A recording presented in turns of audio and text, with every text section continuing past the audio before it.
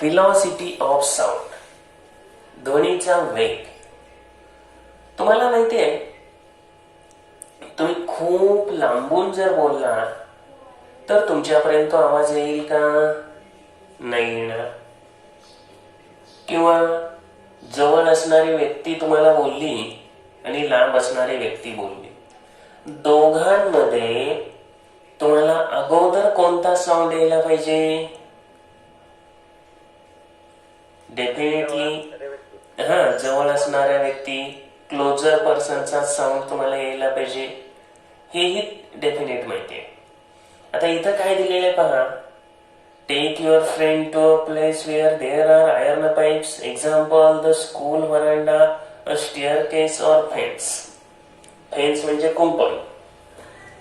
तर तुम्हाला काय करायला सांगितलंय, तुमच्या मित्राला अशा ठिकाणी या ज्या ठिकाणी आयर्न पाईप्स आहे, मग स्कूल व्हरांडा असेल, स्टेअरकेस, जिना असेल, कुंपण असेल, stand near one end of the pipe and ask friend to stand 20 to 25 feet away from your near the pipe.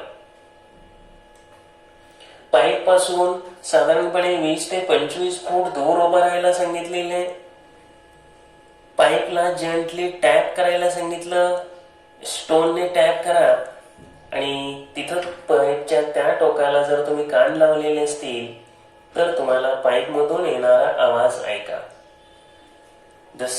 या ठिकाणी काय सांगितलं? The same sound coming through the year can also be heard. Pipe मधून जसा आवाज, एक लक्षात घ्या, हवेमधून पण येणार आहे आणि पाईप मधून पण येणार आहे. पहिल्यांदा कोणता येईल रे? पाईप मधला. अंदाजे सांगताय का काय अनुभव आहे? तर पाईप मधले जास्त जवळ असते ते कम्पेअर केलं तर त्यामुळे तिथलं प्रोपॅगेशन लवकर होतं. तर डेफिनेटली आपल्याला काय माहितीये सांगतो, सॉलिड मधून जो व्हेलॉसिटी ऑफ साऊंड आहे, ध्वनीचा वेग आहे, तो ग्रेटर आहे आणि हवेमधून तो कमी आहे. हवेतला किती आहे रे? तुम्हाला माहिती आहे का काय? एअर मधला जो वेग आहे तो किती आहे? 340-43 मीटर पर सेकंद. साधारणपणे 330च्या पुढं ऍक्च्युअली काय असतं, 346-343 असा पकडला जातो. तो कमी जास्ती थोडाफार इकडे तिकडे असू शकतो, कारण ध्वनीच्या वेगावर पण परिणाम करणारे काही घटक आहेत. तर sound of velocity of sound मध्ये 343, 346 हे आकडे सगळे मान्य होतात, कारण टेम्परेचर किती कन्सिडर केलंय त्याच्यावर आहे. टेम्परेचर नुसार हा वेग बदलतो. जेव्हा 0 डिग्री सेल्सिअसला आपण साऊंड ऑफ व्हेलॉसिटी घेतो तेव्हा तो 331.5 डिग्री सेल्सिअस असा असतो. तर आता आयर्न पाईप मधून तो साऊंड खूप लवकर ऐकू आला, कारण आयर्न पाईप मधून जाणारा जो साऊंड आहे तो अधिक वेगाने गेला, त्याला कमी वेळ लागला. आता डिस्टन्स दोन्हीकडचं जे आहे ते सेम आहे, हेही परत लक्षात घ्यायचं. या ऍक्टिव्हिटीमध्ये स्पष्ट शब्दात सांगितलेलं आहे की पाईप मधून जाणारा साऊंड हा एअर मधून जाणाऱ्या साऊंड पेक्षा अधिक लवकर जाईल. त्यामुळे आपल्याला काय लक्षात आलं, sound travels faster in iron than in air. हवेपेक्षा आयर्न मधून तो साऊंड अधिक वेगाने, अधिक फास्ट गेला. चला, त्यानंतर आपल्याला डेफिनेशन दिलेले, the distance covered bye a point on the wave in unit time is the velocity of the sound wave. आता युनिट टाइम म्हणजे एकक कालावधी, एकक म्हणजे डिवाइड, एका सेकंदामध्ये, एका मिनिटामध्ये. तुम्ही सीजीएस घेताय का एमकेएस घेताय, कुठली युनिट घेताय त्यानुसार. तर डेफिनेशन अंडरलाईन करा. Distance covered by point on the wave in unit time is the velocity of sound wave. Velocity is equal to distance upon time. तर आता पाठीमागे आपल्याला जसं झालं, आपण ह्याच्यामध्ये तुम्हाला काही जणांना नक्की लक्षात आलं असावं, येतंय का पहा. पाठीमागे आपण डिस्टन्स अपॉन टाइम कशाला घेतलं होतं? Speed is equal to distance upon time. थोडस फिजिक्स मध्ये ज्या वेळेला स्केलर वेक्टर वगैरे यांचा करेक्ट विचार करतो, ऐका, स्केलर वेक्टर वगैरे यांचा विचार करतो त्यावेळेला velocity is equal to displacement upon time आपण घेतो. इथं तसं एवढं गृहीत धरायचं नाही. Velocity is equal to distance upon time. Any point on the sound wave covers distance equal to lambda. तर साऊंड वेव्ह वर तो जो पॉइंट आहे तो लॅम्बडा एवढं वेव्हलेंथ एवढं डिस्टन्स टी या कालावधीमध्ये टी एवढ्या टाइम मध्ये कव्हर करतो.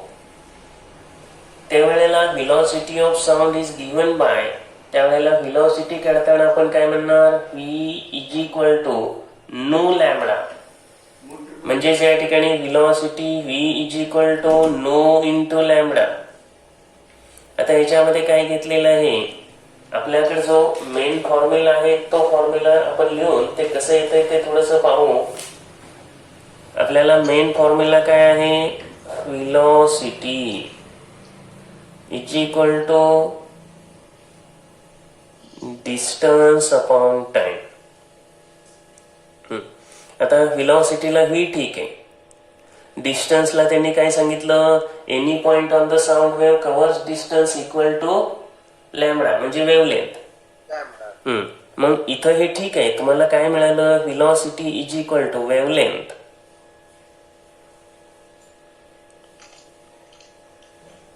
Upon time. तर velocity is equal to wavelength upon time म्हणजे V is equal to lambda by T मिळालं. पण त्यांनी लिहिताना इथं लिहिलंय V is equal to nu into lambda. आता हे कसं आलं पहा, कोण सांगेल? V is equal to nu into lambda असं दिलेलं, हे कसं आलं?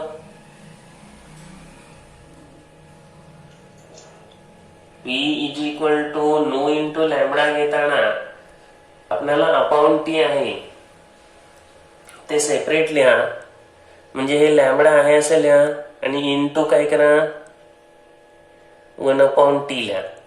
पण 1 अपॉन टी म्हणजे काय आहे? 1 अपॉन टी म्हणजे दिलंय ना त्यांनी नो. तर 1 अपॉन टी म्हणजेच आहे नो. मग यामुळे इथं किंमत टाकली नो. लॅम्बडा आहे असं घेतलं आणि 1 अपॉन टी चा अर्थ घेतला नो आणि आपल्याला फॉर्म्युला मिळाला velocity is equal to nu into lambda. तर नो इज द फ्रिक्वेन्सी, वारंवारता, आणि त्यामुळं आपल्याला फॉर्म्युला जो मिळाला velocity of sound is equal to frequency वारंवारता इंटू वेव्हलेंथ तरंग लांबी. आता डेरिव्हेशन नीट लक्षात घ्या. पहिल्यांदा आपण घेतलं velocity is equal to distance upon time. त्यानंतर लिहायचं तुम्हाला distance. Any point on the sound wave covers equal distance equal to wavelength in time t. आणि त्यामुळे आपण काय लिहिणार? Velocity is equal to wavelength upon time period म्हणजेच V is equal to lambda by T. परत म्हणायचं but 1 upon T is equal to काय म्हणायचं? नो. आणि मग लॅम्बडा इंटू नो म्हणजे velocity of sound is equal to frequency into wavelength. हा formula आपल्याला मिळाला. हे डेरिव्हेशन आहे. In any medium at a fixed physical conditions. आता फिक्स्ड फिजिकल कंडिशन्स म्हणजे काय असतं? वेग दिलेला आहे ना, In any medium at fixed physical conditions, the velocity of a sound of different frequencies is nearly same. Physical conditions म्हणजे कोण सांगेल?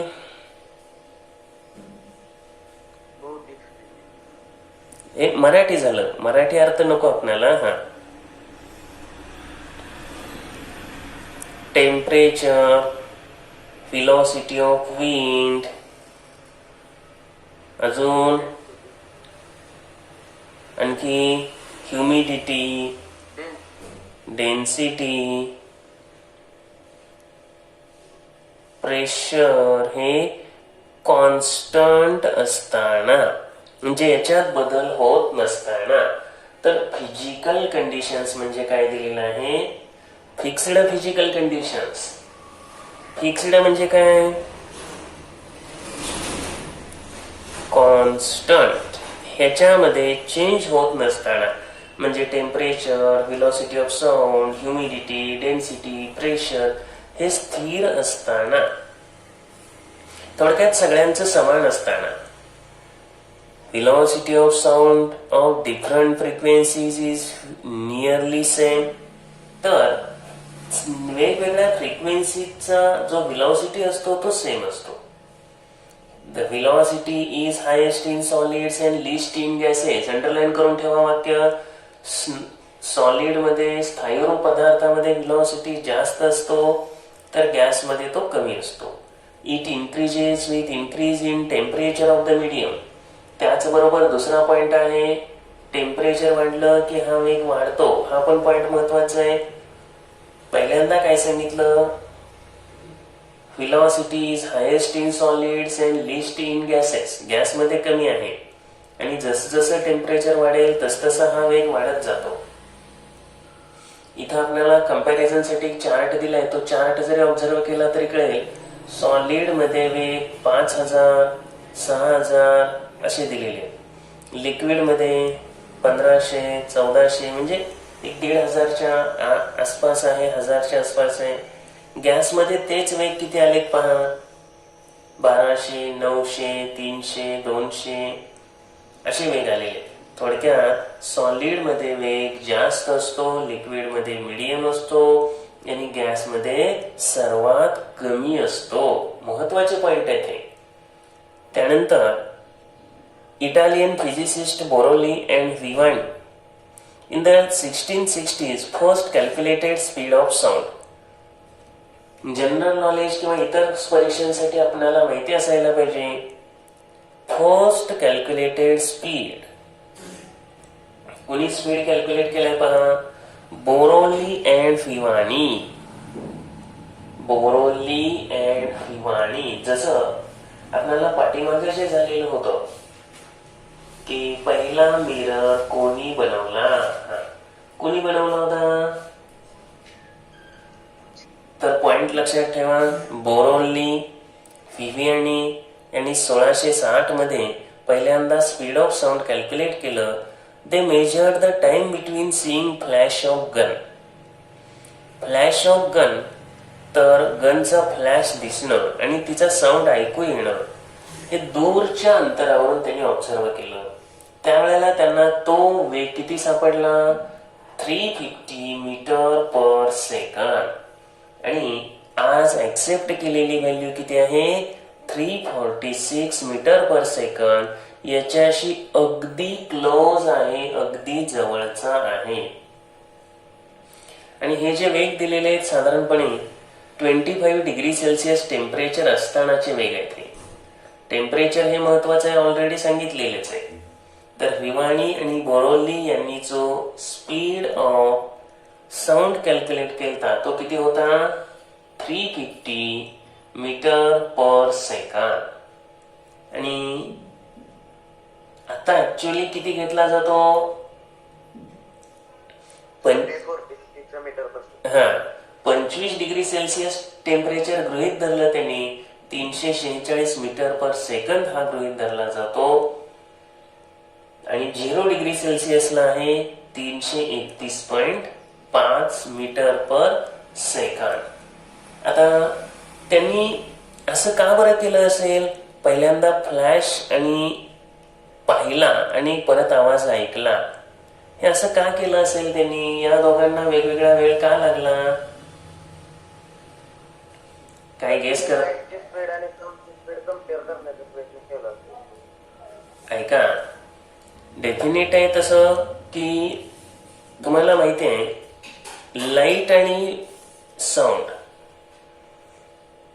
याच्यात वेग जास्त कुणाचा आहे? लाईट. लाईटचा. किती आहे तो? किती आहे?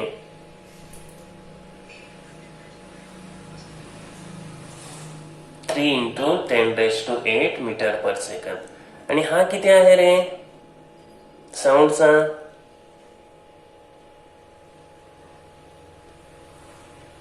अरे साऊंडचा किती?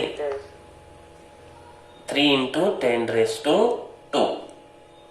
बर, आता या दोघांचं कंपॅरिझन जर केलं, कंपॅरिझन करा, कुणाचा वेग किती पटीनं जास्त किंवा कमी येतोय सांगा. करा कॅल्क्युलेशन.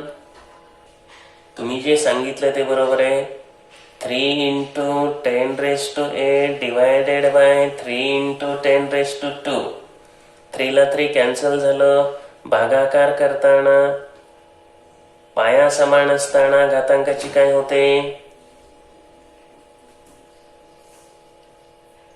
वजाबाकी. म्हणजे किती आलं? 10⁻6 टाइम्स, म्हणजे बिलियन टाइम्स. आता 6 म्हणजे किती झिरो द्यायला पाहिजे?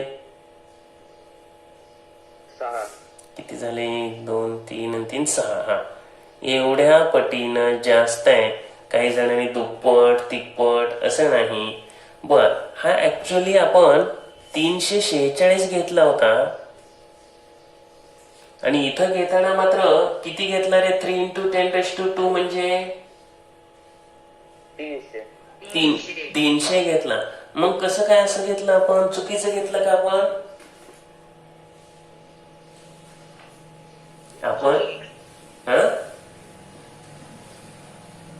आपण चुकीचं घेतलं का कंपॅरिझन करताना?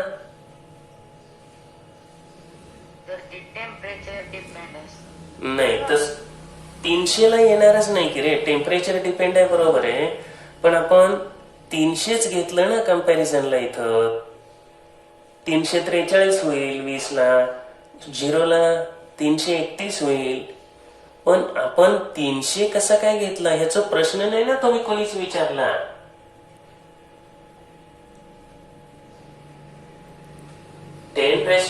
टाइम्स साऊंडचा वेग जास्त आहे हे आता सिद्ध झालं.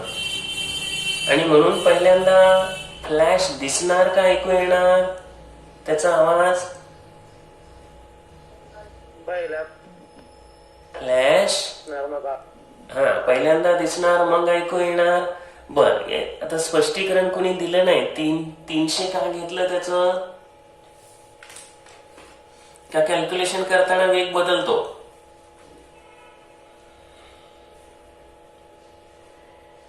असं काही होत नाही. कॅल्क्युलेशन सोपं जावं म्हणून घेतलेलं आहे. 346 331 वगैरे घेतल्यानंतर ते कॅल्क्युलेशन अधिक अवघड होईल. सोपं जावं, सिम्पलियर व्हावं म्हणून 300 घेतले. काय सांगताल का? त्यानंतर velocity of sound in gaseous medium. आता याच्या अगोदर आणखी आपल्याला एक पॉइंट सांगायला पाहिजे. Flash of lightning. लाइटनिंगचा फ्लॅश म्हणजे विजांचा लखलखाट आणि थंडर ऑफ लाइटनिंग विजांचा गडगडाट कडकडाट. अगोदर काय दिसेल? लखलखाट दिसेल, फ्लॅश दिसेल आणि मग गडगडाट ऐकू येईल. त्याचं पण रिझन तेच आहे. काय म्हणायचं? स्पीड ऑफ लाईट इज कितीने मोठं आहे? 10⁻6 times the speed of sound. Therefore, light reaches first and sound reaches longer duration after some time. Therefore, we see first flash and then hear thunder. velocity of sound in gaseous medium. The velocity of sound in gaseous medium depends on physical conditions, temperature, density of gas, molecular weight. आता दिलेले point लक्षात घ्या. Temperature, किती तापमान आहे, density त्या गॅसची किती आहे, त्याचबरोबर त्याचं मॉलिक्युलर वेट किती आहे याच्यावर पण अवलंबून आहे गॅसियस मीडियम मधला वेग. टेम्परेचरशी डायरेक्टली प्रपोर्शनल आहे, पण कसं आहे, अंडर रूटशी. The velocity of sound is directly proportional to the square root of the temperature of the medium. This means increasing temperature 4 times double the velocity. तर velocity of sound is directly proportional to the square root of the temperature. पहिला महत्वाचा point आहे, टेम्परेचरशी square root directly proportional. त्यामुळं temperature 4 पटीनं वाढलं तर त्याचं स्क्वेअर रूट तुम्हाला माहिती आहे किती होतं, 2 असतं. त्यामुळं टेम्परेचर 4 पटीनं वाढलं की व्हेलॉसिटी किती पटीनं वाढतो, दुप्पट वाढतो. टेम्परेचर 4 पट वाढलं, दुप्पट वेग वाढला. टेम्परेचर 9 पट वाढलं तर तिप्पट. हा, आलं लक्षात. आता हे वाक्यच लक्षात ठेवायचं. Velocity of sound is directly proportional to the square root of the temperature of the medium. त्यानंतर डेन्सिटीशी अंडर रूट स्क्वेअर आणि इनव्हर्स आहे. The velocity of sound is inversely proportional to the square root of density. The velocity of sound is inversely proportional to the square root of density. Density शी डेन्सिटीच्या inversely proportional to square root. Increasing density 4 times reduces velocity to half its value. 4 पटीनं जर density वाढली तर 4 एक लक्षात घ्यायचं, 1/√4 म्हणजे √4चं 1/2 होणार. आता जर सारखंच आपण जर पाहिलं, डेन्सिटीशी काय आहे, इनव्हर्सली आणि 1/. त्यामुळे इथं कसं झालं, ज्या वेळेला डेन्सिटी 4 पट वाढते त्यावेळेला ह्याचं √4चं वर्गमूळ निघतं 2, म्हणजे 1/2 झाल्यामुळं 1 आलं म्हणलं की रिड्यूस झालं, कमी झालं. तर इन्क्रीजिंग डेन्सिटी 4 times म्हणजे reducing velocity half of its value. जर डेन्सिटी 9 पटीनं वाढली तर डेन्सिटी 9 times वाढली तर व्हेलॉसिटी तिप्पट कमी होणार. तर महत्वाचे वाक्य तेवढी राईट करून ठेवा. Velocity of sound is inversely proportional to square root of density. त्यानंतर molecular weight inversely proportional to square root of molecular weight. तसंच आहे, म्हणजे डेन्सिटी सारखंच आहे. Velocity of sound is inversely proportional to square root of the molecular weight of the gas. Thus, increasing molecular weight 4 times reduces velocity to half its value. 4 पटीनं जेव्हा molecular weight वाढेल तेव्हा half velocity कमी होईल. Molecular मासचं जेव्हा आपण विषय घेतो मॉलिक्युलर वेटचं, त्यावेळेला ऑक्सिजनचं मॉलिक्युलर मास हे 32 घेतलं, कारण ऑक्सिजनचं ॲटॉमिक मास आहे 16, 16 दुणे 32. हायड्रोजनचं जे मॉलिक्युलर मास आहे हे 2 आहे, H2, 1 गुणिले 2, 2. नायट्रोजनचं घेतलं N2 मुळे 14 दुणे 28. तर हे मॉलिक्युलर मास आपल्याला माहिती असावे. यानंतर छोटासा भाग आहे ऑडिबल, इंफ्रा आणि अल्ट्रा. आता ऑडिबल म्हणजे काय, ऐकू येणारे. इंफ्रा आणि अल्ट्रा, ठीक आहे, शिकू आपण. आपल्या कानांची कॅपॅसिटी आहे 20 हर्ट्स to 20,000 हर्ट्स एवढा साऊंड ऐकण्याची. म्हणजे 20 हर्ट्स पेक्षा कमी साऊंड पण आपल्या कानांना ऐकता येणार नाही आणि 20,000 हर्ट्स पेक्षा मोठा पण ऐकता येणार नाही. ह्या रेंज मधले साऊंड ऐकणार आपण आणि यांनाच म्हणायचं ऑडिबल साऊंड. तर ऑडिबल साऊंडची फ्रिक्वेन्सी सांगा.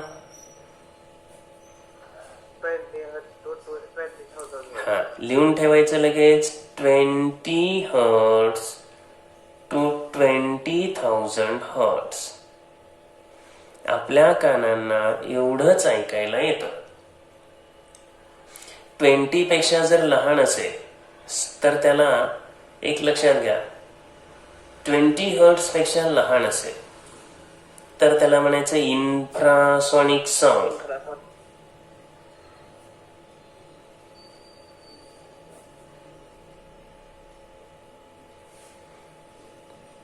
लेस दॅन 20 हर्ट्स फ्रिक्वेन्सी आणि 20,000 पेक्षा मोठी असेल तर अल्ट्रासॉनिक. त्याला म्हणायचं अल्ट्रासॉनिक साऊंड.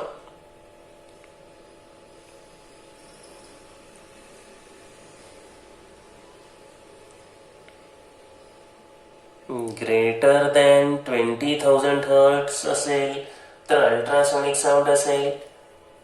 हे 20,000 हर्ट्स म्हणजे 20 किलो हर्ट्स. थोडक्यात एका किलो हर्ट्स मध्ये किती हर्ट्स असतील? 1000. 1000 हर्ट्स हे एका किलो हर्ट्स मध्ये असतील म्हणजे 20,000 हर्ट्स म्हणजे 20 किलो हर्ट्स. आणि मग लेस दॅन 20 हर्ट्स मध्ये तिथं किती किलो हर्ट्स येतील? डिवाइड करा ना. अरे 0.020. तुम्हाला फक्त काय करायचं, 1000 ने डिवाइड करायचं. एक शून्य गेला, 2 घरं राहिली. 0.2. हा 0.002 किलो हर्ट्स KHZ. तर किलो हर्ट्स मध्ये पण माहिती पाहिजे.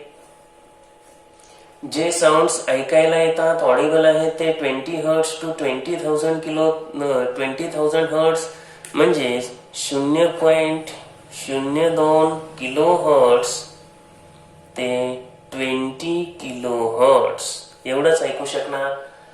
20 हर्ट्स पेक्षा लहान असणारे साऊंड इन्फ्रा असतील, 20,000 पेक्षा ग्रेटर असणारे अल्ट्रासॉनिक साऊंड असतील. The sound produced by pendulum म्हणजे पेंडुलम म्हणजे दोलकाने तयार केलेले साऊंड जे असतील हे अगदी लहान असतील, ते काही आपल्याला सहजासहजी ऐकायला येणार नाही. त्याचबरोबर sound generated by vibrations of the earth crust just before and earthquake. भूकंप होण्याच्या अगोदर त्या ठिकाणी निर्माण झालेलं साऊंड जमिनीच्या खाली, तर ते सुद्धा या ठिकाणी साऊंड कसे असतील, ते साऊंड ऐकायला येणार नाही, ते लहान असतात. पण प्राण्यांना वगैरे ह्या साऊंडची कल्पना येते आणि म्हणून भूकंप होण्याच्या अगोदर वगैरे प्राण्यांच्या मुवमेंट वाढलेले असतात, ते असे सैरभैर झालेले दिसतात. पक्षी प्राणी यांना मात्र या मुवमेंट कळतात, म्हणजे त्यांना तो साऊंड ओळखता येतो. हेच लक्षात घ्या. त्यानंतर आणखी पुढे आपल्याला दिलेलं आहे डॉग, माऊस, डॉल्फिन ह्यांच्या कानांची तर अशी स्पेशल ॲबिलिटी आहे की त्यांना तर अल्ट्रासॉनिक साऊंड पण ऐकायला येतो. म्हणजे 20,000 हर्ट्स पेक्षा मोठा साऊंड सुद्धा ते ऐकू शकतात. Thus they can sense some noise which are inaudible to us. आपल्याला न ऐकू येणारा आवाज त्यांना ऐकू येतो. Children under the 5 years of age and some creatures म्हणजे animals, insects, hear waves with frequency up to 25 kilohertz. म्हणजे लहान मुलांना, 5 वर्षाच्या आतली मुलं, तुम्हाला नाही, त्यांना सुद्धा, काही प्राण्यांना, काही कीटकांना 25 किलो हर्ट्स पर्यंतचा आवाज ऐकायला येतो. बॅट, माईस, डॉल्फिन हे तर अल्ट्रासॉनिक साऊंडच प्रोड्यूस करतात आणि म्हणूनच बॅट हा त्याच्या डोळ्यांनी पाहत नाही तर कशांनी पाहतो? कानांनी. त्याच्या कानांनाच त्याचे डोळे म्हणतात. त्याचं कारणच आहे, बॅट, माईस, डॉल्फिन हे अल्ट्रासॉनिक साऊंड प्रोड्यूस करतात. ह्यामध्ये अल्ट्रासॉनिक आणि आपलं ऑडिबल इनऑडिबलचा फरक विचारला जाईल. अल्ट्रा आणि इन्फ्रा मधला फरक विचारला जाऊ शकतो आणि पॉइंट खूप सोपे, खूप सोपे. प्राण्यांना हे ऐकू येतं. तुम्ही कुत्र्याच्या जवळपास बघा, एकदम सावकाश जायचं.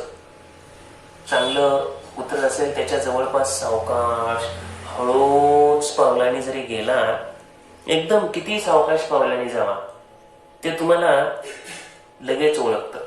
नेहमीचा माणूस असेल तर ते उठणार नाही, पण अनोळखी असेल आणि देशी कुत्रा एकदम चांगल्या क्वालिटीचा असेल तर ते लगेच उठून पकडल्याशिवाय तुम्हाला सोडणार नाही.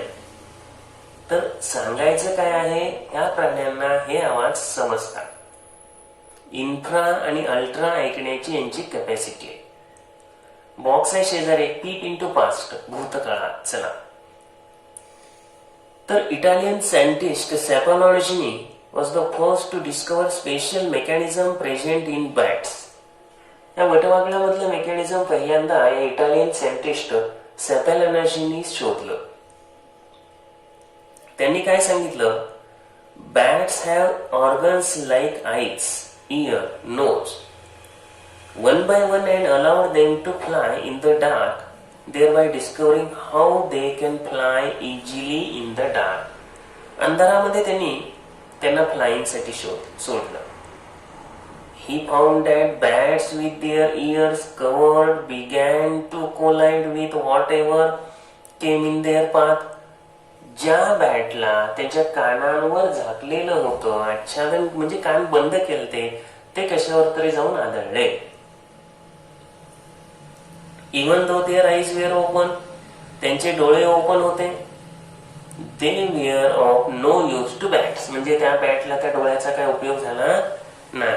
आणि म्हणून त्यांच्या लक्षात आलं, their ability to fly in the dark depends on ears not eyes. अंधारात ते फ्लाइंग करतात, त्याचं कारण आहे ते म्हणजे त्यांचे कान, डोळे नाही. Ultrasonic sounds are produced by bats and get reflected on hitting and obstacle.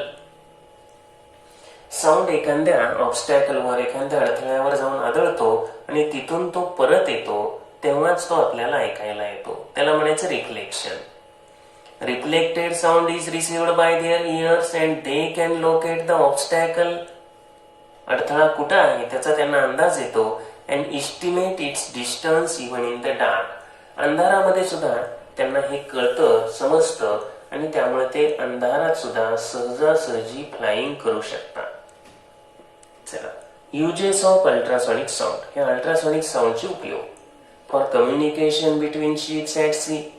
समुद्रामध्ये जे जहाजं असतात त्यांच्यामधलं कम्युनिकेशन हे अल्ट्रासोनिक साऊंड वेव्हच्या सहाय्याने चालतं. त्याला आपण सोनार सिस्टीम म्हणतो. To join plastic surfaces together, प्लॅस्टिकचे पृष्ठभाग जोडणे. Sterilise the liquids like milk by killing the bacteria in it and so that milk keeps for a longer duration.